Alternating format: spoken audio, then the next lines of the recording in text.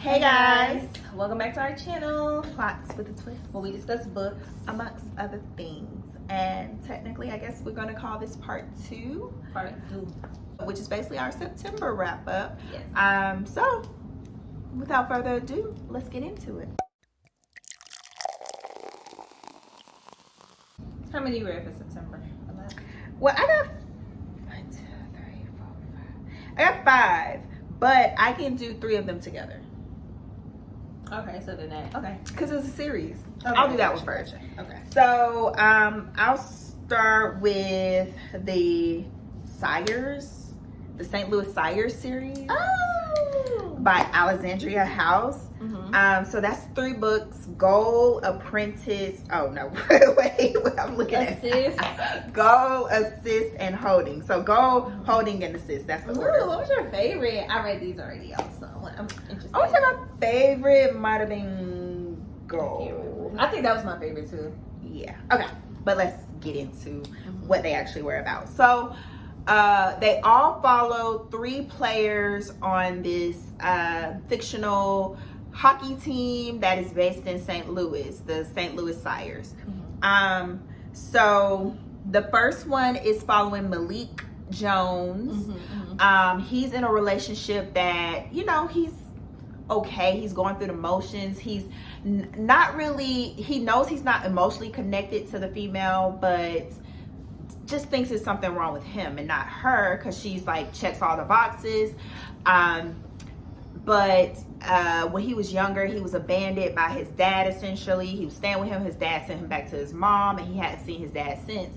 And so 10 years later, he finds out that not only did his dad pass away, and he knew that his dad had another baby. That's why he was sent away. But his dad had 2 babies. So he has 2 younger siblings, and his dad listed him as the guardian in the event of his passing. So now he's inheriting these 2 siblings, and the woman he's with is like, I didn't prepare my life for this, and whatnot, but you know, let's see what we can do to figure this thing out, until you can find them a different situation, basically. So he's like, I don't know how I feel about it, but I'm gonna do what I need to do. So they hire a nanny, and they help get their kids acclimated. But once he starts to connect with them, he realizes he does want to have more of a long-term relationship with them, and his girl isn't really feeling that. So he's okay to let her go live her life, because he doesn't want her to have this, like, he understands. But a man got knees, and he got eyes, and he got a connection to this nanny. She thick with it. She got it. And yeah, so yeah, a lot of things happen between them. So boom, that's him. So then Holding goes to another player, Ford, who is like the comedic relief of the team. He's always got something to say, clowning. He's divorced.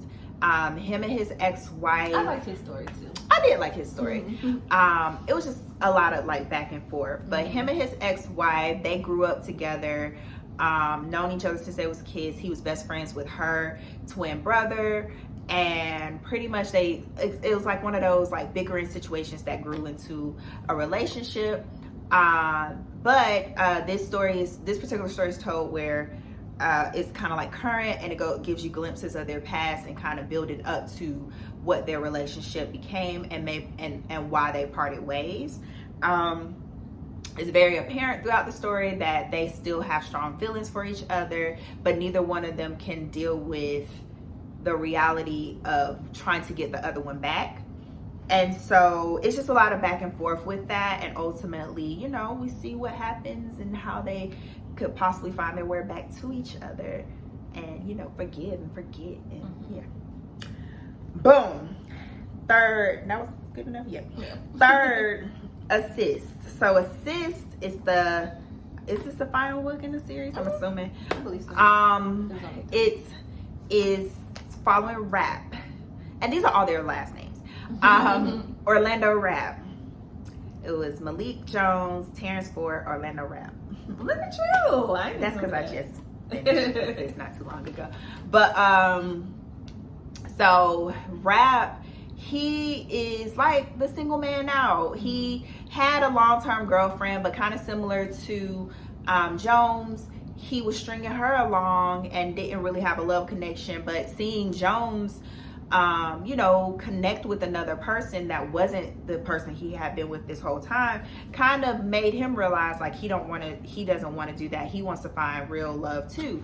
So he kind of goes in on himself and like starts to try to disconnect from his teammates and his friends, but and just feeling some type of way about not having a family. He has a very troubled past where he was essentially abandoned as a child and in a welfare office and was later adopted, but he struggles with abandonment issues and just a lack of connection to people. Bianca Bambina, she is a rapper. She that girl. And she's part owner of the Sires, and both of them have like a little attraction to each other, and from there they find their way to each other and just kind of both discover they have a lot of similarities in regards to their background. And ultimately Bianca has a lot of trauma that she's dealing with that's making it maybe hard for her to really be fully open and honest with Rap the way he is looking for, but they work through things together to kind of both overcome some of their traumas that they're dealing with. So boom, overall I enjoyed all of them separately, separate reasons. Cute little series, very quick reads, read all of them in a day. So that's why I wanted to put them together, because they were just simple romance, very spicy.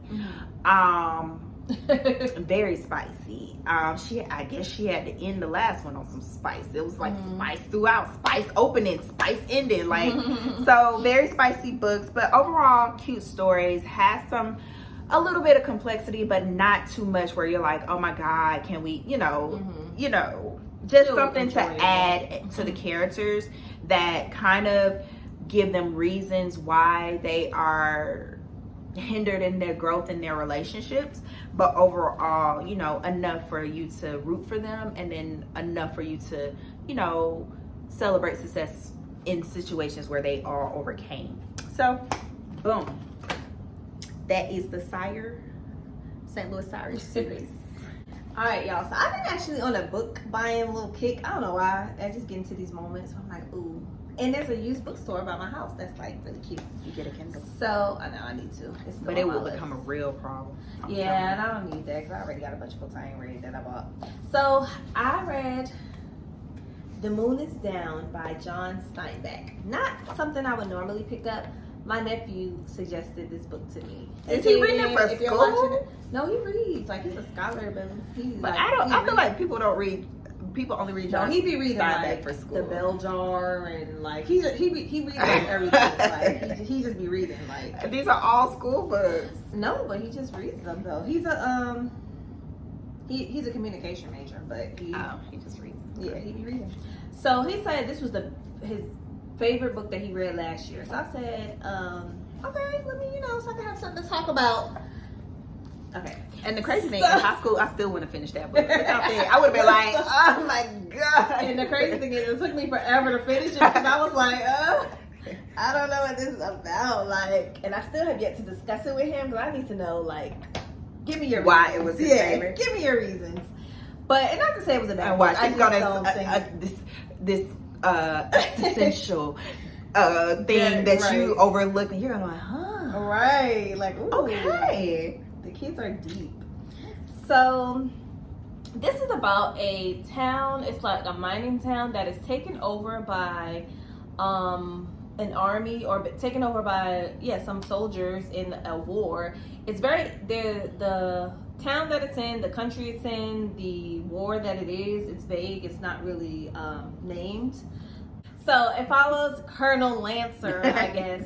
And his force that's taking over this mining town, and all the soldiers that he brings with him that are, tasked with taking over the townspeople and kind of like overthrowing this town, their mayor, and all the people in it. And basically like the resistance that they get from the townspeople, and these young soldiers who are thrust into war and who have kind of like this kind of dream, they kind of thought war was going to be one way, but they kind of romanticized the thought of going to war, and it's basically not what they had in mind at all. And basically how the army, what do they call it? The soldiers interact with the townspeople and how it affects the both of them on each side. So yeah, I had to. This was one of those books where when I was done, I had to look and see, like, give me spark notes, because what was it really saying? What was really going on? And I read that there was some controversy about this book when it had first came out, because it seemed like, I guess, Mr. Steinbeck was trying to make the, I guess, I don't know if at the time it came out after World War II, but it basically, people were saying like, oh, he was trying to make the soldiers, like Nazi soldiers, seem sympathetic, which they're not Nazis in the book, they're just soldiers. But I don't know, I guess the times the times when it came out was just a controversial thing, and I could see that, like, just taking the Nazi part out of it, but just seeing like how the book kind of made you empathize with the soldiers and what they were going through, but also the townspeople, because, you know, who wants to be taken over in time of war, like, and have to give aid to soldiers, and these people are coming to overrun your town and overthrow everything that you know, but you're supposed to be like helping them and just doing whatever they say. So it was a book of 105 pages, y'all. It took me probably like a week to finish this book, because I was like, it was a little bit of a drag. It's just not something that I would normally read. You're trying to be good for your nephew. I was, and I'm, you know, and I do want to open my horizons and not just read things that, you know, not just read the things that I like, I guess. But there's nothing wrong with just reading the things you like. But I think, like, when you force yourself to step out of the box, that's when your brain really gets to working. So, did I enjoy it? Would I suggest you to read it? Sure, if you just wanted to have a discussion point, but it wasn't really my cup of tea. But I've read something else. I think I've read, like, did he write like Of Mice and Men or something like that? I think so. I think I read that, and I think I enjoyed that book. I did enjoy that. Yeah, so yeah, it just depends. The classics, you know, sometimes I don't know, it's not given like what's all the hype about. But yeah, so that was my first read of September. Okay. So I ended up reading Butcher and Blackbird by Brynn Weaver. So this is all the rage on TikTok. It's like, oh my God, read it. I saw, like, you know how they do the book clubs where you write a book and basically everybody picks one, and the one they pick, that's what they're not going to read. And it was like one I saw where the whole group picked it, but because the whole group like put it in there, they just decided to read it anyway. It's one of those books that people keep talking about. So I was like, okay, cool, let me see, it's available. So it follows, it's a switching point of view story between Salone and Rowan. Both of them are serial killers. So Salone is a serial killer of other serial killers, and Rowan, he's kind of same. He kills people who have done bad. It's giving Dexter vibes, you know? And so Salone finds herself in a situation where she's kind of trapped, and Rowan was tracking the same person, so he's there to kind of save the day. And once they realize who each other are, they realize they both admired each other's work, and there ensues this kind of friendly competition where each year they're gonna come together. Rowan's brother, I can't remember his name, but I think he ends up becoming Leather in the next one. He is a killer as well, but like for like organized reasons. So he has a network that he utilizes to kind of find things. So he gives them a location, and they have to figure out who the killer is in that location, and whoever kills first wins. So it's like bragging rights amongst them. So they ensue on this little, you know, kind of competition of serial killers. But they start as friends, and just as, you know, the time goes on, feelings start to grow, and they realize, hey, I want to be your lover. And so, yeah, they end up, you know, finding a little bit of a love connection along their path. But while they are getting distracted with each other, they have to realize there's other serial killers out there who may know who they are. So does anything happen to them? You have to read it and see. So yeah, that's what it's about. So I don't think I knew what the story was about. I just saw the hype and I was like, okay. And then it had like this whole laundry list of trigger warnings in the beginning, and I was like, okay, should I be reading this? Right. And so the trigger warnings, I guess, are necessary, but some of the stuff they had on there, I'm like, y'all only said that like once. So take that as you will. But overall, I do not understand the hype with this book. It was not as good as I anticipated or thought it would be. I did enjoy the kind of thought and premise around, oh, these serial killers killing, because again, I enjoyed Dexter, except for that last season, or last couple of seasons, because it kind of jumped the shark after season like 4. A conversation for a different day. But I kind of enjoyed the premise. I kind of enjoyed the idea of, oh, these serial killers, but it was a little too whimsical for the content that it was discussing. On top of that, the characters were kind of underdeveloped. Like you got glimpses of them, but I would be more interested to understand like how they got to the point they are, and that be the way that they connect versus them just connecting over this release that they get from killing. And so yeah, it just lacked in a lot of ways. I think it appeals to a mass audience that doesn't desire more depth, maybe. It's very like surface level, but I definitely think it would have benefited from just maybe, it didn't even have to be like super in depth, just more. It would have made it a more compelling story. It was okay. Like, yeah, I don't understand the hype. I don't. I'm sorry. Okay, so my last book is also one that was kind of hyped up on like Book Talk and what's the name? And I saw that. Yeah, and I don't know. First. It is Cleopatra and Frankenstein by Coco Mellors. So this book follows, and I read this with my eyes. It took me a long time too. I read this book. Okay, so this follows Cleo and Frank. And Cleo is a very young, she's a 24-year-old British painter. Okay. From England. She's in New York. She's alone. She doesn't have much family. She has a dad and a stepmom who she's not really close with. Her mom passed away when she was younger. She's in New York alone with her friends who are kind of like, you know, kooky or whatever. Her best friend Quentin. I think her other friend Audrey, and that's basically her people out there. She meets Frank, who's in his, I want to say, mid-40s. They meet one night out at a party. They have this little connection. They get married to each other within 6 months of knowing each other, or maybe 3 months. Okay. Point is, they get married very quickly. They feel like they're in love. Frank is a well-off advertising agent. I believe he owns his own advertising firm, so he has money.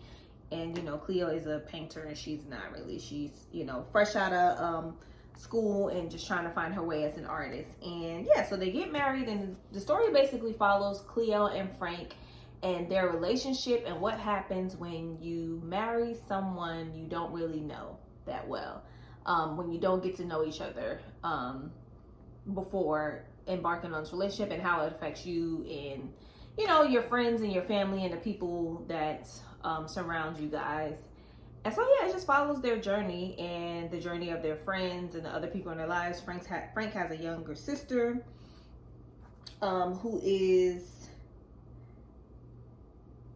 she has a younger sister who's like going through her things and who doesn't really take to Cleo well.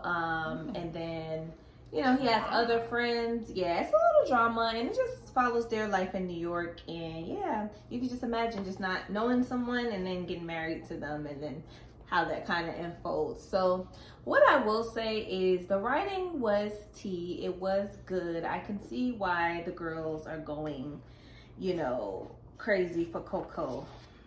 And I think she has a cool name for an author. But I don't know. I do think the story left something to be desired. I found that both of the characters, like, I feel like we all know somebody like Cleo and maybe somebody like Frank too. Just, you know, or you've seen people like them around. And I don't know. I just feel like both of their stories, like, it just, I don't know. It just left. It's not cute. Yeah, it just left a lot to be desired. Cleopatra, even though she's dealing, there are very much some trigger warnings in there as well. She's dealing with some things before she meets Frank, and that she hasn't really resolved, and obviously spills over until their relationship. It just gives, like, young girl is trying to find her way in life, and it's just making impulsive decisions, and then putting her problems, so to speak, on blaming other people for her problems. But also Frank, as an older man, not realizing, like, what did you think was gonna happen with this young girl? You know, like, come on, you're the adult, quote unquote, in the situation, and they're both adults. But it's just like, yeah, like, what did you think was gonna happen? So I don't know. Maybe it's just because I didn't really care about either. Yeah, I don't, for the characters in the story, it was hard for me to, like, care about them. But the writing was good. So it hasn't completely put me off of Coco. Like, I would still read. She has another book out called Blue Sisters, and that sounds like something. So I think I'll read that too. Her debut, right? Yeah, but people loved it, and I can see why. I saw it on the list. But it just, yeah, I don't know. Okay. It was cool. It was on the list back next to Butcher and Blackbird. Yeah. I think you should still read it. I wouldn't say don't read it, but it's, you know. Okay. Well, the last book I read was Apprentice to the Villain by Nicole Maeher. I read Assistant to the Villain, and this is the follow-up to that. And I'm assuming it's going to be a third book, just based off the ending and whatnot. So I think when That's on my list too. Okay, so wait, then. No, Apprentice to the Villain's on my list. You didn't read the first one. Huh? You read Assistant to the Villain? No, I said, yeah, Assistant to the Villain is on my list. So Assistant to the Villain is one that I, like, last year, it was one of the one that I said it was kind of like cringe a little bit because it was like Disney, but we curse. Yeah. And so I think I did communicate, like, once you get past that, you are able to enjoy the story. But I think there's a situation where hype more so influenced my feeling around the book. I still would agree with that statement I made last year, but I definitely, more I thought about it, I'm like, you know, it was okay. It definitely didn't deserve the hype it had. And there was a lot of things lacking in the first one that kind of spilled over a bit to this one. So yeah, it was entertaining enough for me to read Apprentice to the Villain, though. So Evie, so this one picks up where the last one left off. Evie is still trying to help maintain the villain's operations, is running like an office. And so some things happened at the end of the first one where pretty much puts everyone in a position to kind of try to come together to save the land. Let's just say that. And so in some turn of events, pretty much the Evie and the villain discover that the king is trying to fulfill this prophecy that is believed to be like this fairy tale. And so they embark on a journey to kind of spoil his plans because ultimately, if he is successful, it will take magic away from the land. In the midst of this, you know, the relationships that were brought up in the first one and the people in the first one, you know, those relationships start to build and grow. And Evie finds herself in the center of a lot of things where she has now become a little villainous herself. And ultimately, you know, the villain is wondering if he's corrupting her because he's, you know, charmed by her. He likes her brightness and whatnot. But definitely is finding himself more and more attracted to her, that she's finding herself more and more attracted to him. So it's just going into this kind of, they have to save the land, on top of they have this kind of strong desire for each other. I don't know if that tells you about the plot. That's what I got. So, so the first one annoyed me in that, okay, it's this fantasy romance, but there was no romance. It was this, oh, he's cute. Oh, she's beautiful. Oh, she's this. Oh, he's that. And so that was very much the whole story.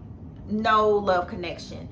And that ran rampant in this one as well. It's like, are y'all gonna get to a point where, why are we categorizing this as a fantasy romance and there's no love story, no romance? They still are very much pining after each other for majority of the book and whatnot.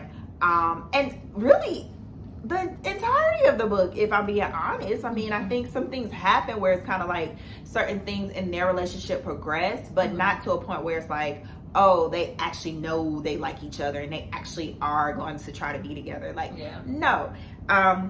So, I mean, I'm okay with that if it just isn't dragged out. And so far, the romance aspect of this book has been dragged out between two books. And it's like, okay. But back to the actual main plot of the story, a lot of things that were lacking in the first one kind of is okay in the second one, because you've kind of gotten over that hump of the underdevelopment that happened in the first one, and now you just roll with the characters as who they are. It still had a little bit of a cringe and like, and you still wanted to know a little bit more about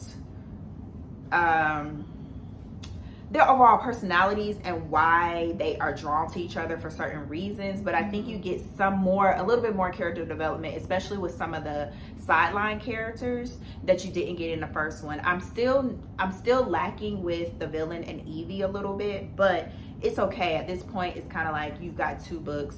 We got a plot to get to. We got these conflicts, these events that's going on. You know, I'm rolling with it. So I think that's my overall feel. I'm just rolling with it at this point. I will read the next one, but it's just some things that could be added, but I think both are entertaining enough to finish. Okay. All right. You have a TBR? Kinda loose TV. Okay. TBR. Well, let's get into what we'll be reading for October. Okay. Even though it's probably by the time this is posted. Probably. Yeah. So probably what we've already started this month. Okay, so on my list is The Dry Heart by Natalia Ginzburg.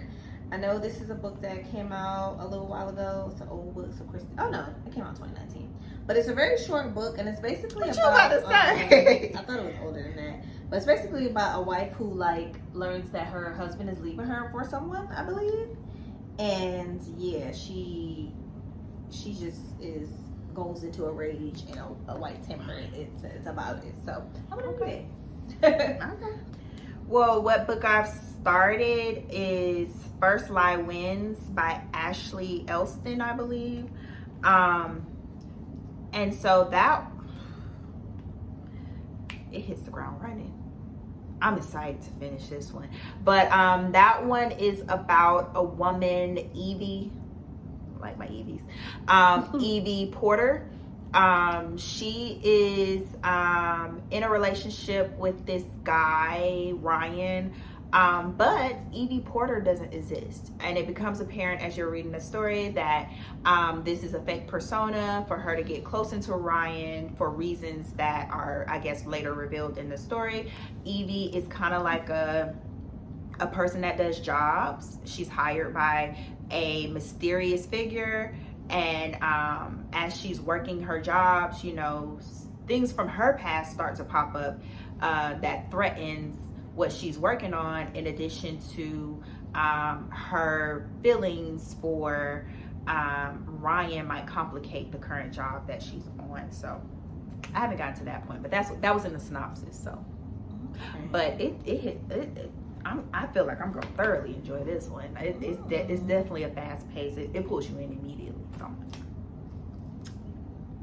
Okay, so next is I want to read Good Material by Dolly Alderton. You haven't seen this? You just be picking the most random books, but I probably do too. So yeah, I've seen this going around. All the girls say it's all the rage, whatever. But that's what y'all said about Cleo and Frank too. But we'll see. It was like in that same vein, but not. So it's about a man. It's told from a man's perspective, Andy, who he's going through his first heartbreak and he just doesn't know how to deal with that. So yeah, that's all I know about it. Oh, and he's 35. So yeah, right up my alley. Okay, so I guess I need to turn on my Audible alerts because it didn't tell me my book was available that I pre-ordered until I went to Audible, and I was like, oh, I got a book available and I need to read it immediately. And that's Somewhere by the Sea by TJ Klune. This is a follow-up to one of my favorites from him. What is this? In the Cerulean Sea. What is it called? Cerulean Sea. I should know the name of the book. The House in the Cerulean Sea, Lord. So yeah, I'm excited to catch up with the game. See what they got going on. Okay, and then last, I've already started this, and it's Tar Baby by Toni Morrison. I don't even know what this book is about, y'all, for real. But it's one of her. You picking it old school, ain't you? I know. And it's like an old book, but I remember Tar Baby. Or I remember people talking about Tar Baby. Yeah, it was the winner of the Nobel Prize in Literature. So I started it, but you know, Toni, it's gonna take a while before I get into the nitty gritty of it. So. Okay, we will see. Well, for me, loosely, I'm gonna try my best to finish The Housemaid is Watching by Frieda McFadden. But I need to read loosely, options are Lark and Leather by Brynn because I've committed. I read the first one, even though it didn't live up to the hype. That's what I hate about reading series. I feel obligated, so I'm gonna check it out. So that's an option, or Curvy Girl Summer. I can't remember the author, but I'm sure I'll have the cover here. It's like a urban romance. Okay. So I've been seeing it, and my sister-in-law said it was good. So, all right. So boom. Let us know what you've been reading. Let us know any thoughts. We want to hear them. I really want to know who enjoyed Butcher and Blackbird. I really want to know. It wasn't horrible. It's just it wasn't. Why is that book? Yeah, it's I don't know. Certain books just make the rounds, and it's like okay. Like this video, subscribe, ring the bell, and we'll be back next time. Bye.